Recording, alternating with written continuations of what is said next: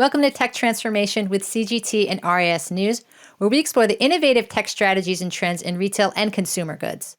I'm Lisa Johnston, Senior Editor at CGT, and in this first episode, I'm really excited to talk with Cheryl Williams, Chief Information Officer of Wakefern Food Corporation. We're going to talk about some of the ways her teams are using learnings from the pandemic's early days to navigate this most recent wave. We're going to talk about innovative retail experiences that they have planned, and we're going to talk about robots.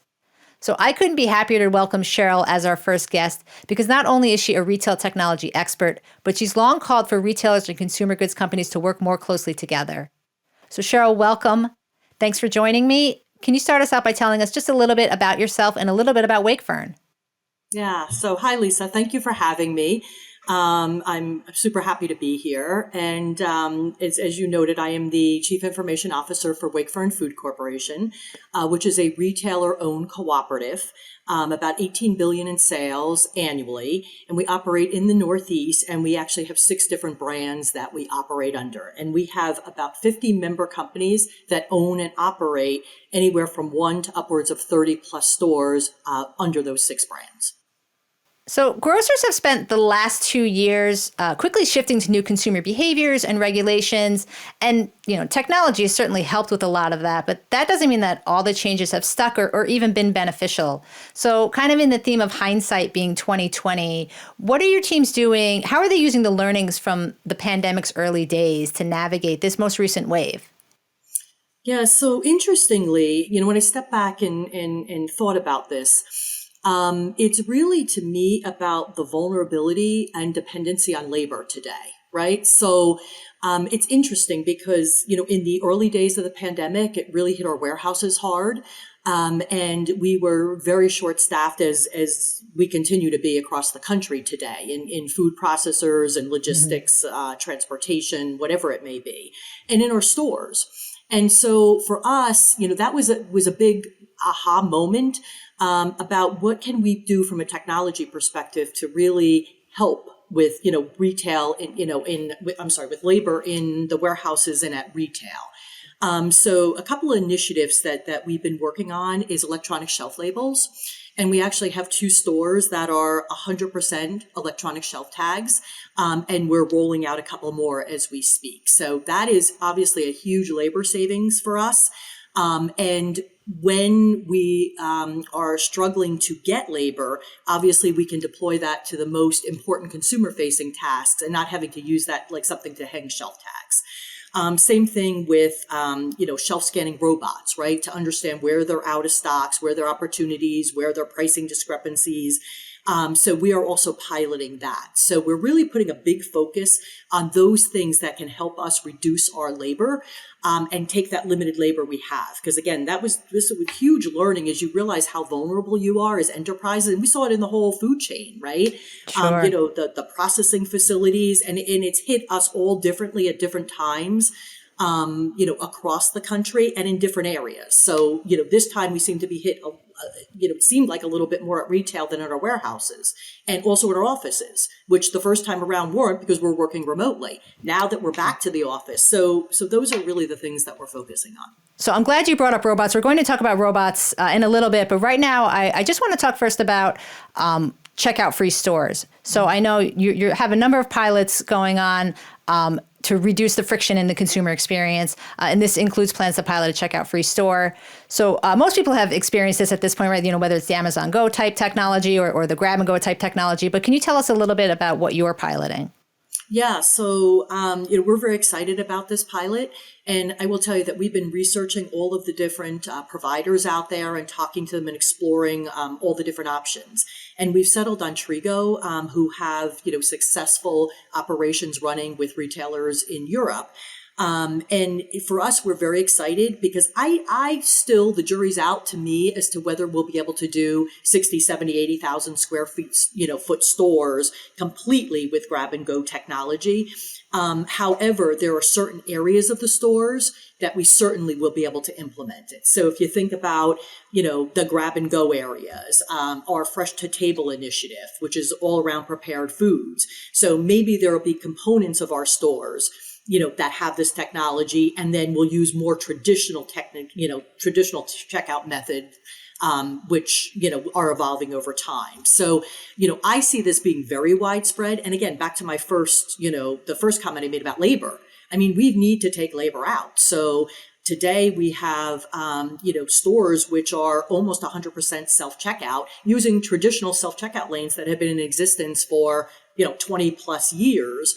And a scan and go type of thing. So I think this will be a complement to that whole frictionless checkout. And we're excited to start this pilot in somewhat of a controlled environment and then quickly roll it out to other environments.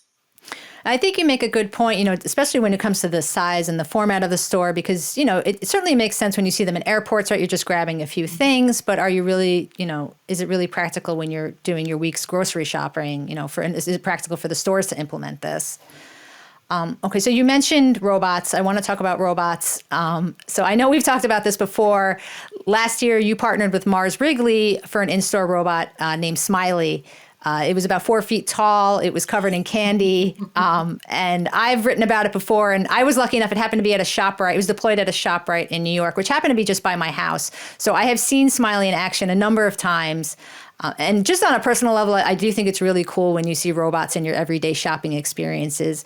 But for anyone who's not familiar with Smiley, can you talk a little bit about the partnership and, what was the reasoning behind this? Yeah, so it was interesting because it came to us through our grocery division, the partnership with Mars.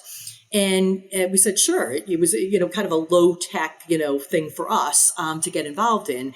And a couple of learnings, right? It was how do we partner effectively with, CPGs, right? So the relationship with Mars and who does what and how does it work. It was also about how do the store personnel and our consumers interact with the robot, right? So it was really interesting because, as you said, you find it, kind of puts a smile on your face. The name of it's Smiley, right? So you see it and it puts a smile on your face. And one of the things that we did learn is that you really need to engage the store personnel. So they need to own it and they need to be involved because, in the beginning days, we'd find Smiley, behind a pallet in the back room. And it's like, no, Smiley's supposed to be out on the floor, right? So it took us some time and you really have to engage that store personnel and they have to be part of it and own it. So that was, a big learning for us. And then also, as I alluded to with self-checkouts, as we quickly deployed more and more self-checkout units, the front-end merchandising kind of, fell by the wayside a little bit.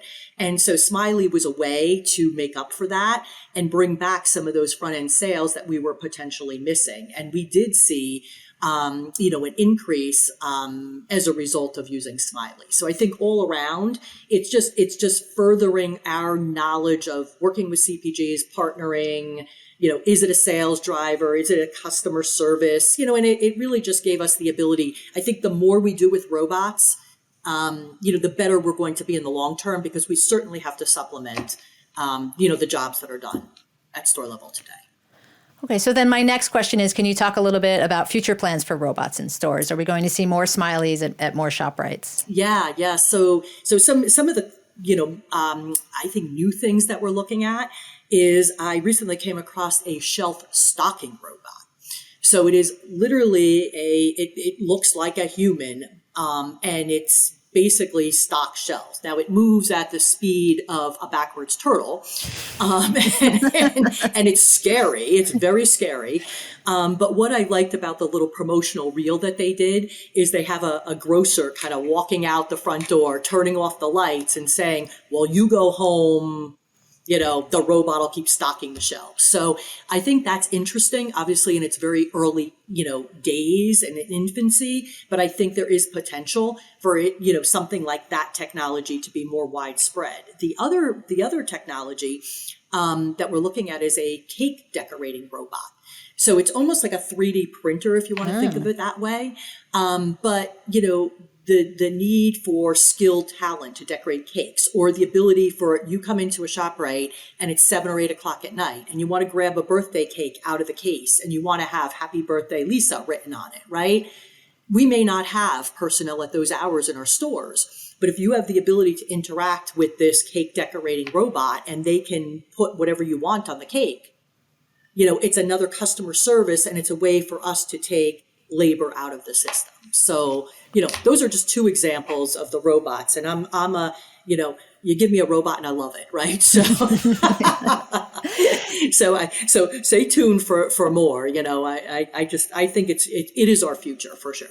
It's interesting that you mentioned when you described the shelf stocking robot, you described it as scary. And there's certainly something to be said for consumer comfort levels with robots in stores, right? So if you're covering them in candy, you have them decorating cakes, there's probably a good chance that they're going to be widely accepted by consumers.